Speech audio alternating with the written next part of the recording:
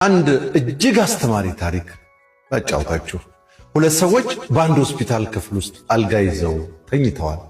ሁለቱም በጠና ታመው በአምላክ እጅ ተይዘዋል። አንደኛው ሳምባው የቋጠረውን ውሃ ለማድረቅ ሲባል ለሰዓታት ያህል አልጋው ላይ ቁጭ እንዲል ይደረጋል።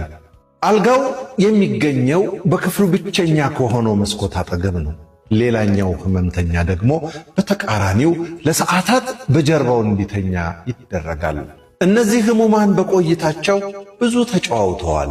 ስለ ቤተሰቦቻቸው፣ ስለ ኑሯቸው፣ በወታደር ቤት ስለሰጡት አገልግሎት፣ የረፍት ጊዜያቸው የት እንደሚያሳልፉ ወዘተርፈ አውርተዋል። ከመስኮቱ አጠገብ ያለው ህመምተኛ ቁጭ በሚልበት ሰዓት ወደ ውጭ እየተመለከተ ሁሉን ነገር በጀርባ ለተኛው ሰው ይገልጽለታል። በሚያማምሩ ዛፎች የተከበበ ሐይቅ ይታየኛል። በሐይቁ ላይ ዳክዬዎች ይዋኛል። ሕፃናት ደግሞ ከወረቀት የሰሩትን መርከቦች በሐይቁ ዳርቻ በማስቀመጥ ይጫወታሉ። ፍቅረኛሞች በአንድ እጆቻቸው አበባ በሌላው ደግሞ ተቃቅፈው ሐይቁን ይዞራሉ። ከሐይቁ ባሻገር ውብ የሆነ ከተማ ይታየኛል በማለት ዘወትር የሚያየውን ሁሉ ይተርክለታል። በዚህ አይነት ሁኔታ ሳምንታት አለፉ። አንድ ማለዳ ነርሷ ገላቸውን ልታጠቡ ሐይዛ መጣች። ከመስኮት አጠገብ ያለው በሽተኛ ግን በሕይወት አልነበረም። በጣም ደነገጠች። ጓደኛውም እንዲሁ አዘነ። ነርሷ አስከሬኑን በቶሎ እንዲያነሱ ሰዎች ጠራች። ያ ብቻውን የቀረው በሽተኛ አልጋውን ከመስኮቱ አጠገብ ሊወስዱለት ይችሉ እንደሆነ ጠየቀ።